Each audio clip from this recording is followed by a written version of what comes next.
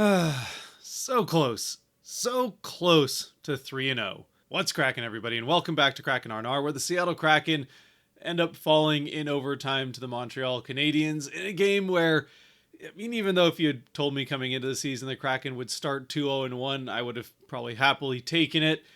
It still feels like the Kraken kind of let one slip away here. And not necessarily because they had a late lead that they end up coughing up in the last couple minutes to get this to overtime where Montreal ends up winning it, but more because it just felt like they played as the better team for most of the game and just weren't able to take advantage of enough of the opportunities handed them that they probably should have been able to had they really played their game for a full 60 minutes. Which, just to be clear there, isn't to take anything away from Montreal earning this victory, and they were the better team on the game as a whole, considering they ended up winning it. I suppose not that necessarily the team that plays better for the majority of the game wins it, but they earned what they got in this game, at least for the most part anyway, and that still is a very fun, fast, exciting team to watch with lots of young talent, emphasis on young there for sure. They're the youngest team to start the season in the NHL, and that does show that the talent part of it. This team is going to be a problem, fortunately, in the Eastern Conference in a few years' time if all of that young talent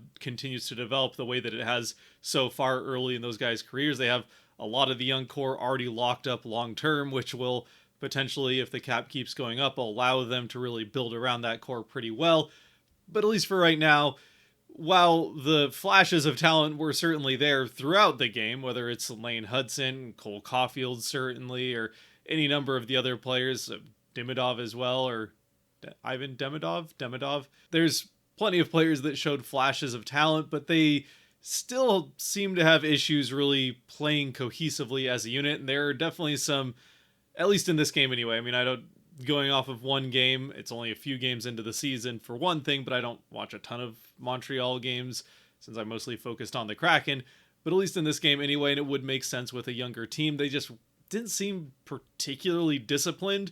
They took a fair number of penalties. I don't think the officials did a particularly poor job in this game. Sure, they missed some calls both ways, but that's just NHL officiating for you.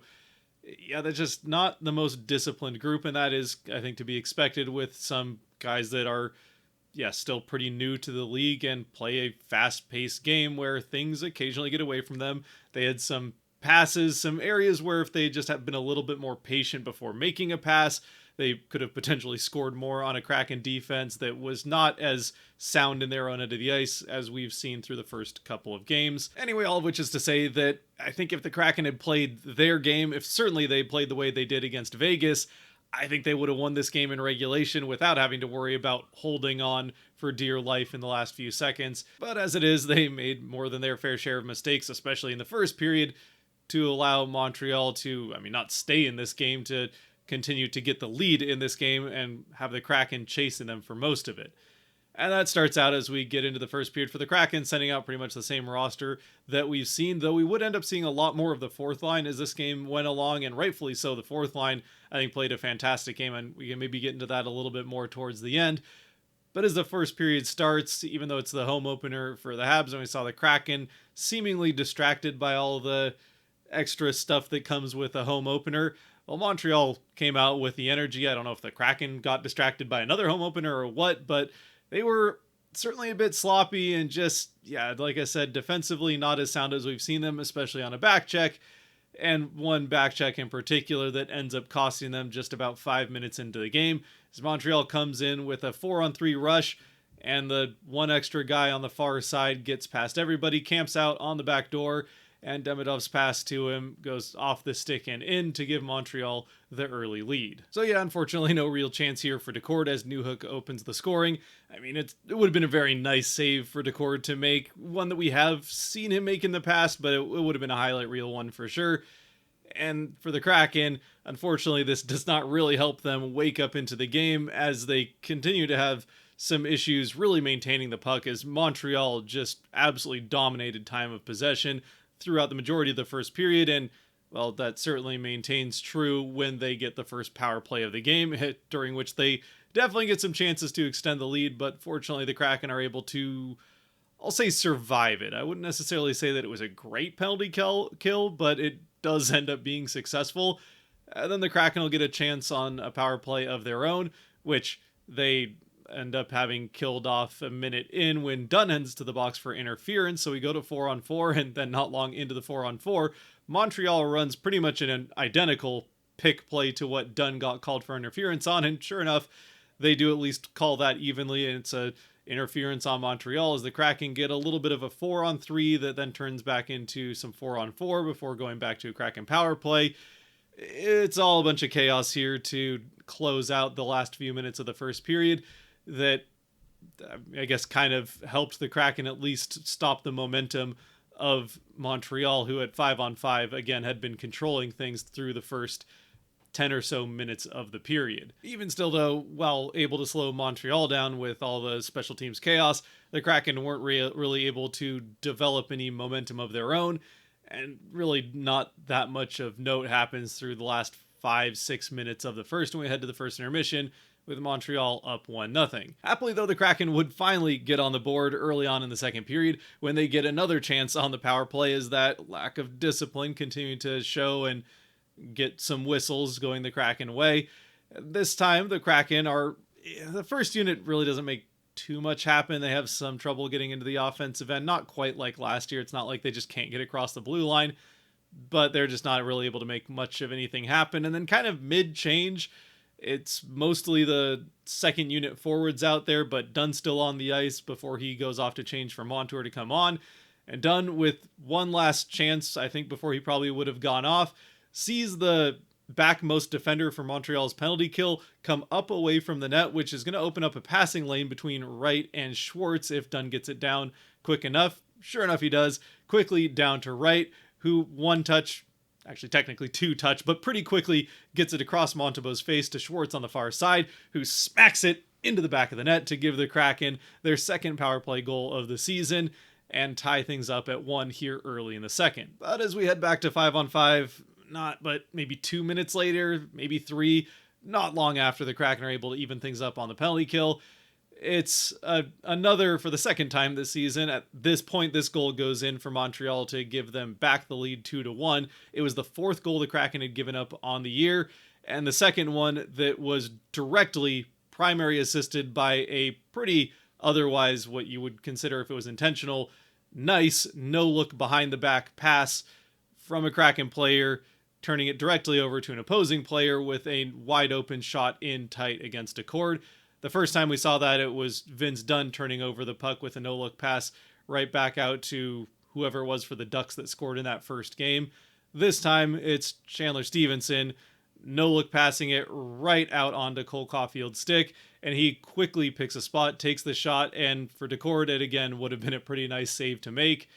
He isn't able to make it, and Montreal takes back the lead, which, as it turns out, also pretty immediately precedes the one real good push that Montreal get throughout this second period, a period that for the most part the Kraken did control, but here midway through, right after they retake the lead, they push hard and get a couple good chances to extend the lead.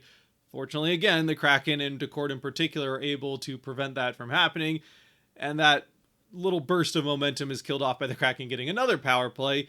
This one doesn't really go much of anywhere, but the Kraken finally start to really settle into their game at 5-on-5, coming out of that power play and into the back half of the second period, where eventually they are able to get their first 5-on-5 goal of the game to even things up. As in the final couple minutes of the period, I think just outside of 2 minutes left in it, it's the fourth line out on the ice for the Kraken, who, like I said, got a fair amount of ice time, more than they certainly had in the last two games, and I think a lot of it coming in the third period, particularly because of how they played here towards the end of the second and got things going for the Kraken. But it's Ty Cartier, who I think quietly had a pretty good game.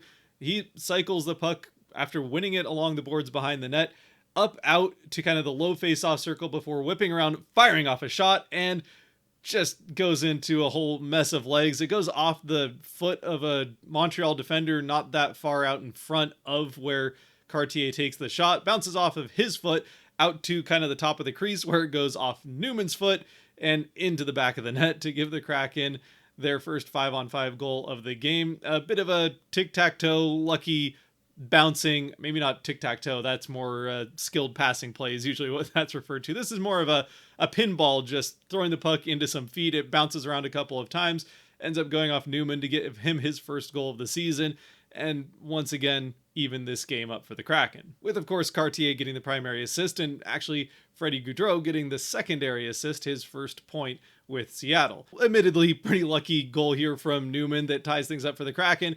Would serve to be kind of the second to last good chance for either team scoring here in the second period. The Kraken do get one more good look to try to take the lead in the final 10 seconds of the second, but although they are able to get down to Tolvanen right next to the net all alone, Montembeault reads it pretty well, and Tolvanen is unable to lift it over him, so that save is made. Just a save made through a nice read, and we get to the third with the game evened up at 2. But although the third period would be largely controlled by the Kraken, it's bookended by a couple of Montreal goals as we start off with the Kraken. Unfortunately, usually you see the lucky bounces kind of balance out over the course of a season. They don't always balance out. Sometimes they have to balance out over the course of a few seasons even. But in this particular case, it bounced out in the span of just a few minutes in game time, as we had the lucky bouncing goal for the Kraken to end the second with about 2 minutes left, and just over a minute into the third, Montreal responds with a shot that goes off their own player's skate in front of the Kraken net on the other side of the court to give them back the lead, which again is just kind of sometimes how these things go. This, for the first time, if any of the goals scored by Montreal in this game, was actually pretty well defended by the Kraken. It just happens to find a way in anyway. Of course, the previous goals for Montreal coming off of a bad back check by the Kraken, completely forgetting about the guy on the far side who's, if you're going to have bad numbers coming back, you want to at least cover the guy on the far side or prevent the pass from getting through. They're unable to do that. Then, of course, we have Stevenson with the horrible turnover, and now a bad bounce. Decord, not a ton of chance on any of them. But thankfully, the Kraken do really control play for pretty much the entirety of the third period after this goal to give Montreal back the lead early on. And it doesn't take the Kraken long to capitalize off of that, with, of all people, Jamie Alexiak from way up by the blue line, finding a little tiny hole, a seeing eye shot that just gets through a bunch of bodies, a screen as he kind of uses the defense as a moving screen, and at least one Kraken player on the way. But the puck gets through all of them perfectly into the top corner past Montembeault, who just doesn't see it until it's past him in and out of the net.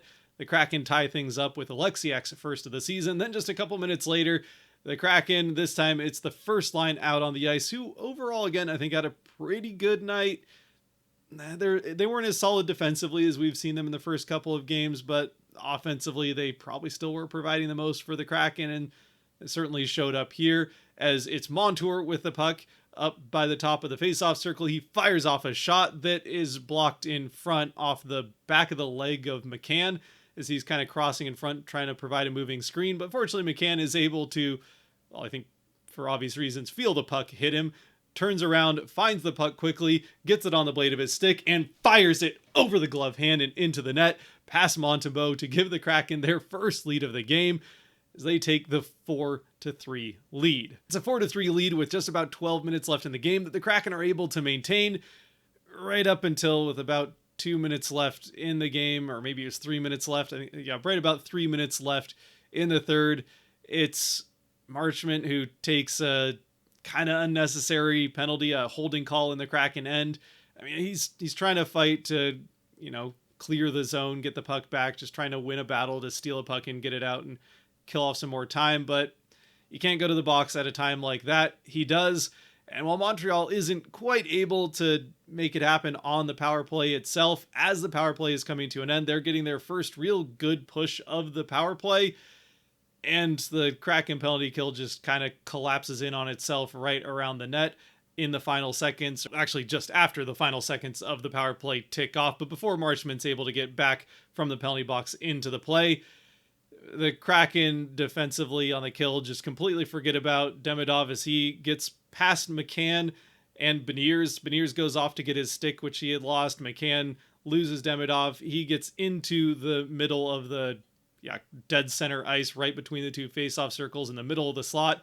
The pass gets to him, and then it's just a fight between Alexiak and I'm not sure who it was in front of the Kraken net.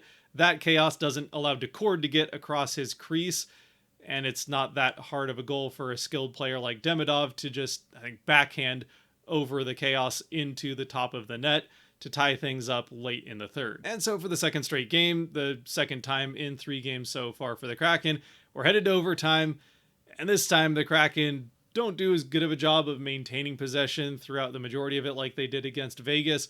Montreal starts with possession, but then a little bit of kind of that lack of discipline again. They just make a sloppy pass and quickly turn it over to the Kraken. Well, maybe not that quickly, but kind of a minute in, turn it over to the Kraken on just a sloppy pass that misses, doesn't connect, and so the Kraken end up with the puck without having to really defend any kind of chance on net. They get in, get a couple of looks, but nothing especially dangerous before Montreal gets another chance. It all ends up leading to Montreal getting, I think it's starts with a face-off in the Kraken end, if I remember right, but either way, it gets to a point where the play kind of comes around the Kraken net, and it's Cole Caulfield who gets the puck on his stick near the high slot area, but all 3 Kraken defenders are between him and the net, so he's got nothing to shoot at. So he works it down to the goal line, and then from a almost impossibly tight angle, just fires off an uncontested shot. Just as Decord is starting, it looks to kind of shift to the other side to get ready for a pass potentially, or maybe a hook around the back of the net. But it's a perfectly placed shot from Caulfield that goes off of the near side of Decord and into the net behind him to give Montreal the 5-4 overtime win. Again, a game where for the Kraken, overall, I think there's probably more things to like about it just from an early season perspective than not like about it. But it still felt like a game that got away from them. It's 1 point that I think they just kind of, in some ways, threw away by not playing their game. Certainly not out of the gate. Really, I think if you're going to say where the Kraken lost this game, it would have been in the first period, the way that they played. If they just play, certainly if they play the way they did in the third throughout the game, I think they had this one locked up. But in the end, while there were plenty of mistakes through lack of discipline, some errant passes, some lack of patience, obviously penalties being taken at bad times. 2 of the penalties taken by Montreal, they take in the offensive end, so not a great place to be taking a penalty. The Kraken were given plenty of chances and took advantage of a couple of them, but just gave too many chances back the other way, especially in that first period. I mean, it's really down to Decord that Montreal didn't go into the first intermission with a multi-goal lead. And then although the Kraken were able to fight back to eventually take a lead with a solid third period, they just kind of end up collapsing in on themselves right at the worst possible time, so that this game ends up in overtime, where I guess at least you pick up a point, but it still feels like one where if they had played their game, played the way that we've seen them play for, I mean, honestly, the majority of the season so far, really periods 2 and 3 of the game against the Ducks, and then the entirety really of the game against Vegas, and then periods 2 and 3 of this one, if they can just start a little bit better, start first periods that way, play a full 60 minutes, then they won't have to worry about chasing a game from behind over and over again. Obviously, that comes with cleaning up some of these bad turnovers in your own end of the ice. The no-look backhand passes out into the middle of your defensive end is probably not the best choice to be making. I know the thought process there is that this is a team that's clearly defensively focused on just boxing out the net front area, making sure opposing players don't have any way to get to the net front. So I guess the thought is, well, you're going to have teammates around that area since that's the game plan, so just throw the puck to that area. But that's also the most dangerous part of the ice for the opposing team to score on. So if you're going to make those passes, you better be very sure that you have a teammate there that can receive that pass, and it's not just going to end up on the stick of an opposing player with a little bit of open ice and a very dangerous shot out of nowhere that no one's really expecting, and that's now bit the Kraken twice so far this season, so that's going to have to get cleaned up.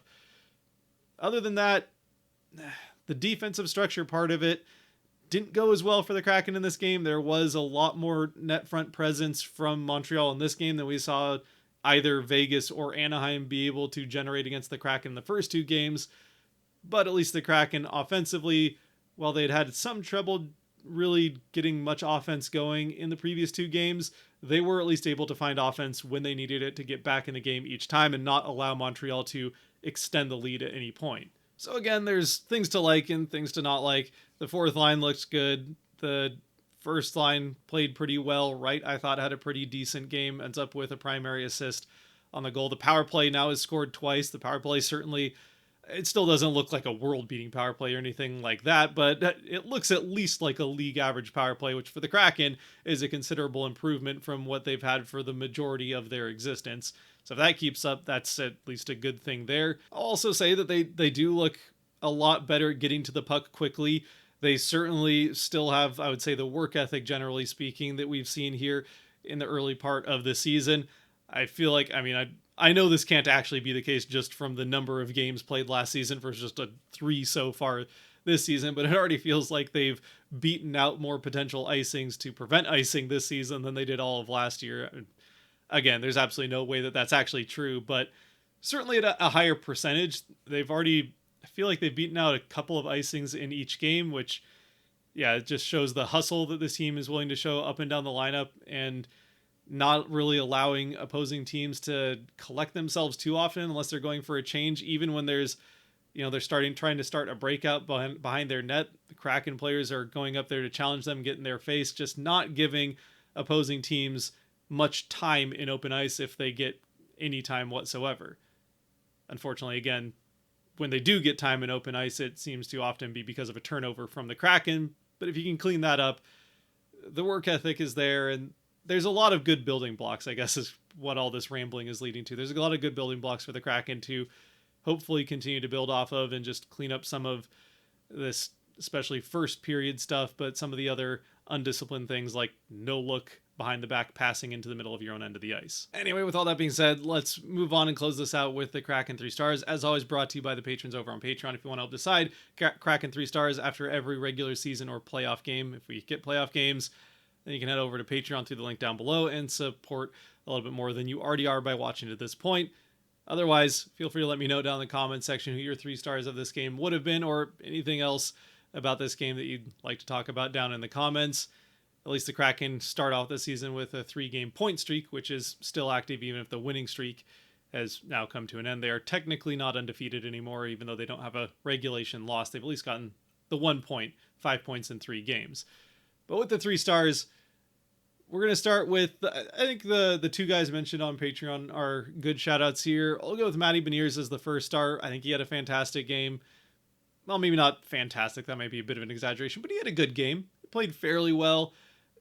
Yeah, I think it might have been a little bit of a lapse of judgment to just kind of disappear to go get your stick there in that final second to let Demidov in, but I think that was a little bit more McCann's guy. Anyway, it's hard to say without knowing exactly what the plan there on the penalty kill is, who is more responsible for Demidov just getting the middle of the ice for free there, which ends up leading to the game-tying goal. But other than that, I think Matty had a pretty good game. Missed a couple of chances that could have been goals, but yeah, that first line looked pretty decent, even if they were only able to score the one time. Then second star, Jaden Schwartz with a goal in the game. I will say that at 5-on-5, Schwartz didn't necessarily have the best game, but he did provide a lot of dangerous chances on the power play. He had a couple of moments, I guess, at 5-on-5, but they were pretty individual. That line had a tough game. The majority of it was Stevenson. Well, he played the whole game with Stevenson as the center, but Schwartz, Stevenson, and then they had Tolvanen for a little bit of the game and Winterton for more of it. But either way, the Stevenson line kind of got walked in this one. That was certainly the weak point for the Kraken in this game. Schwartz, though, I would say certainly overcame that and did get the power play goal. So, and looked pretty decent on some of the other power play chances the Kraken had, even though it's the one and only time they're able to convert. Then the third star for me in this game, I'm going to go with Brandon Montour. I feel like Montour had another really good game. He's had a good start here to the season for the Kraken. And yeah, just generally providing a good amount of offensive breakout for the Kraken. Obviously, Dunn still doing a good job of helping the Kraken break out, which they have been a much more consistent team getting from one end of the ice to the other with the puck, which is very nice to see. That's, I guess, a small thing here that they've done much better this season than last. They just look a lot more composed in transition than certainly we saw them last year, or really at all through the Hackstall era, except for maybe flashes here and there. But yeah, it's a good start to the season, at least as far as the transition game is concerned, and Montour has certainly been a big part of that. He had a good number of chances on this one to try to continue what he did last year of just absolutely murdering the Canadiens. He had the hat trick in Montreal last year, then 2 more goals in Seattle against them. He really tried to extend that with this one, but just wasn't able to find the back of the net. Found Montembeault's head or helmet a couple of times, but yeah, couldn't get it past him. Still a good game from Montour. So yeah, for the 3 on this one, I think you could make an argument for different players as well. Again, shout out to that fourth line. That I think you could certainly include a Ty Cartier or a Freddie Gaudreau as well. Newman does end up with a goal, so I think there's plenty of other guys you could argue as the 3 stars in this one. I don't really feel entirely confident or that any 3 of these are a lock, but we'll go with Beniers, Schwartz, and Montour. Again, let me know in the comments what you think, who your 3 stars would be. And until next time, as the Kraken continue this Eastern Canadian road trip swing, until I think it's Ottawa next. Ottawa next on Thursday. Stay safe out there. Be good to each other. God bless. And go Kraken. And go Mariners. Up 2-0 in the series. Let's go.